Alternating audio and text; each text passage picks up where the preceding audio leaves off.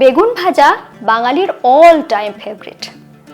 সেই বেগুন ভাজা যদি তেল ছাড়াই বানিয়ে নেওয়া যায়, তাও আবার রাজকীয় স্বাদে, তাহলে কেমন হয়?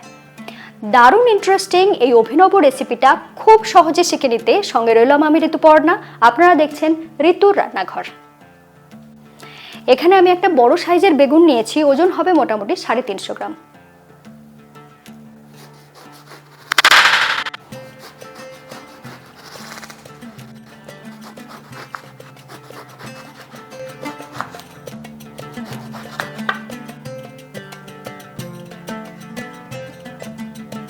আমি এখানে বেগুনটাকে এইভাবে গোল গোল করে কেটেছি, আপনারা কিন্তু লম্বা কিংবা অন্য যে শেপ পছন্দ করেন সেইভাবে কেটে নিতে পারেন।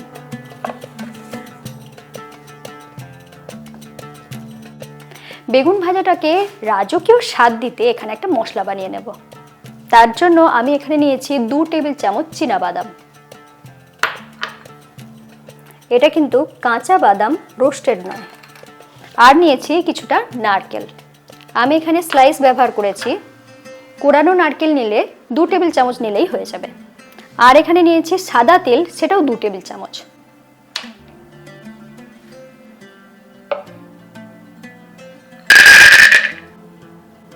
দিচ্ছি নারকেল আর দিচ্ছি সাদা তেল। সাথে ঝাল হওয়ার জন্য দিয়ে দিচ্ছি একটা কাঁচা লঙ্কা, আপনারা কিন্তু বেশি কম করে নিতে পারেন। সাথে দিয়ে দিচ্ছি 1 টেবিল চামচ টক দই। চেষ্টা করবেন একেবারে কম জল দিয়ে কিংবা বিনা জলে বাটতে।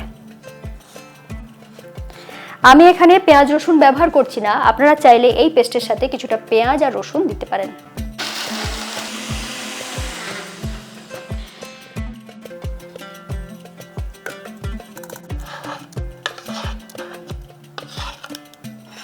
দেখুন এই পেস্টটা কিন্তু খুব বেশি মিহি নয়, এই ধরনের হয়েছে।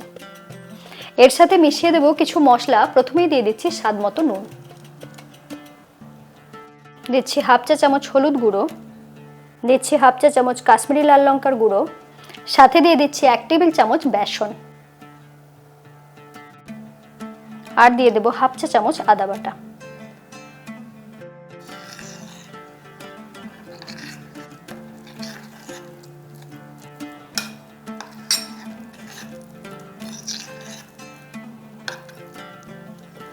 সমস্ত জিনিসটাকে ভালোভাবে মিশিয়ে নিলাম। আপনারা এখানে চাইলে লেবুর রসও ব্যবহার করতে পারেন।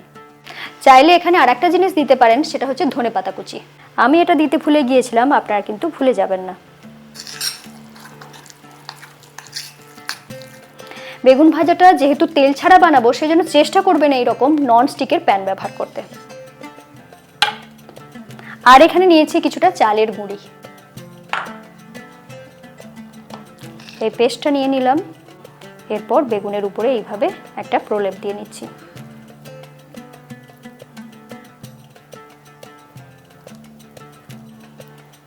এইভাবে একটু হাতে করে মিলে নিচ্ছি। একটা সাইড এইভাবে কোটিং করে নিলাম, এরপরে অন্য দিকটাও একইভাবে কোটিং করে নেব। চেষ্টা করবেন একটু পাতলা করে এই প্রলেপটা দিতে।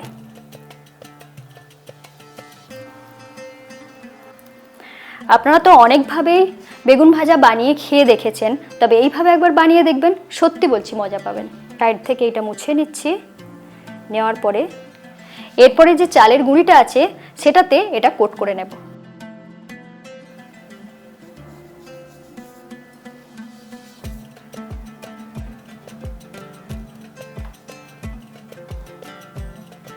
দেখুন এইভাবে কোট করে নিয়েছি।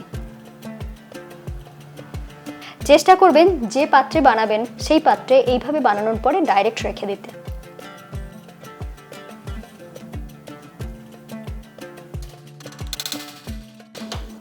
এরপর এই তাওয়াটাকে গ্যাসের উপর বসিয়ে দিলাম। প্রথম 4 মিনিট এটা থাকবে হাই ফ্লেমে। দেখুন এই রকম।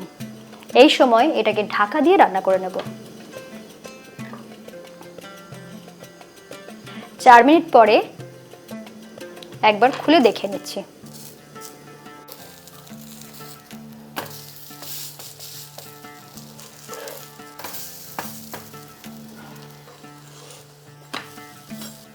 উল্টে দেওয়ার পরে আবারও ঢাকা দিয়ে এটাকে হাই ফ্লেমে রান্না করে নেব।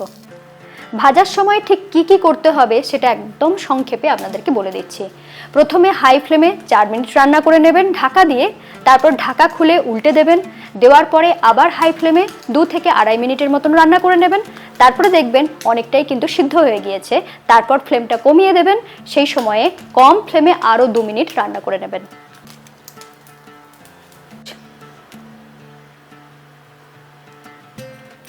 ঢাকা খোলার পরে আরও 1 থেকে 1.5 মিনিট এইভাবে খোলা অবস্থায় রান্না করে নিয়েছি, তাহলেই দেখবেন মুচমুচে ক্রিস্পি মশলাদার বেগুন ভাজা রেডি। এরপরে গ্যাস অফ করে দিচ্ছি। দেখুন কতটা ক্রিস্পি হয়েছে, মুচমুচে আওয়াজটা নিশ্চয়ই পেলেন।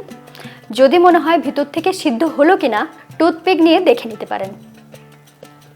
দেখুন সুন্দরভাবে সিদ্ধ হয়ে গিয়েছে।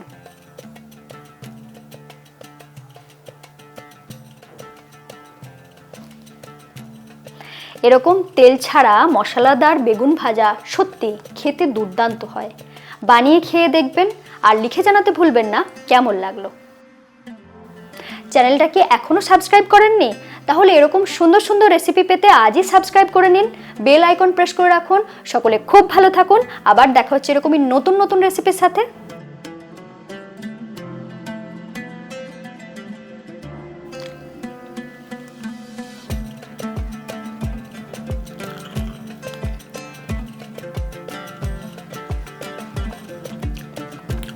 অসাধারণ, গরম ভাতে জাস্ট জমে যাবে।